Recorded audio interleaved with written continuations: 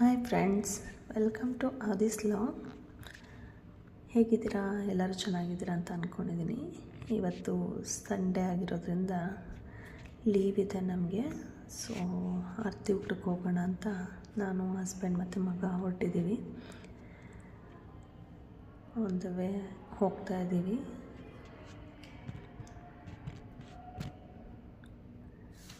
ದೇವಸ್ಥಾನಕ್ಕೆ ಯಾಕೋ ನೆಗೆಟಿವ್ಸ್ ಅನ್ನಿಸ್ತು ಸ್ವಲ್ಪ. ಸೊ ಹಾಗಾಗಿ ಆರತಿ ಊಟಕ್ಕೆ ಹೋಗೋಣ ಅಂತ ಹೊರಟಿದ್ದೀವಿ. ಅಲ್ಲಿಗೆ ಹೋದರೆ ಸ್ವಲ್ಪ ಸಮಾಧಾನ, ನೆಮ್ಮದಿ ಸಿಗುತ್ತೆ ಅನ್ನೋದು ಮೊದಲಿಂದನೂ ಹೇಳ್ತಾರೆ.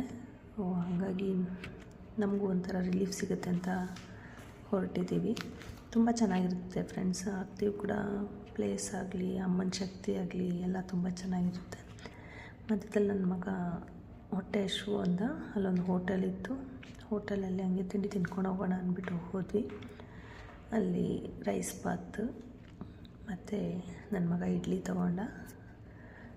ತಿಂದ್ಬಿಟ್ಟು ಹೋಗೋಣ ಅಂದ್ಬಿಟ್ಟು ತಿನ್ಕೊಂಡು ಹೊರಡ್ತಾಯಿದ್ದೀವಿ. ಮತ್ತು ತಿಂಡಿ ಇವತ್ತು ಮನೇಲಿ ಮಾಡೋಕ್ಕಾಗಿಲ್ಲ, ಹಾಗಾಗಿ ಹೊರಗಡೆನೇ ಅವ್ನು ತುಂಬ ಹೊತ್ತು ಹೊಟ್ಟೆ ಹಸಿವು ಇರಲ್ಲ.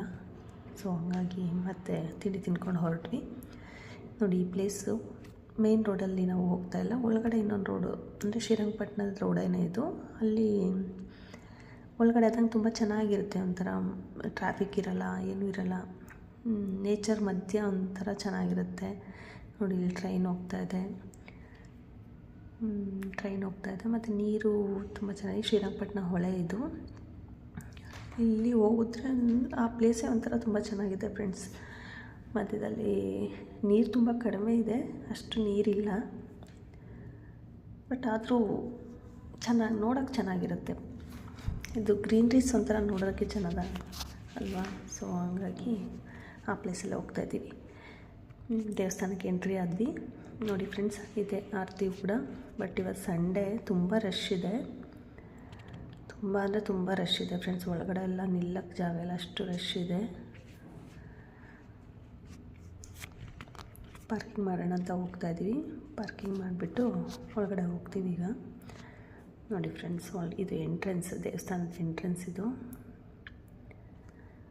ತುಂಬ ರಶ್ ಇರೋದ್ರಿಂದ ಕ್ಯೂ ನಿಂತ್ಕೊಳ್ಳೋಕ್ಕಾಗಲ್ಲ.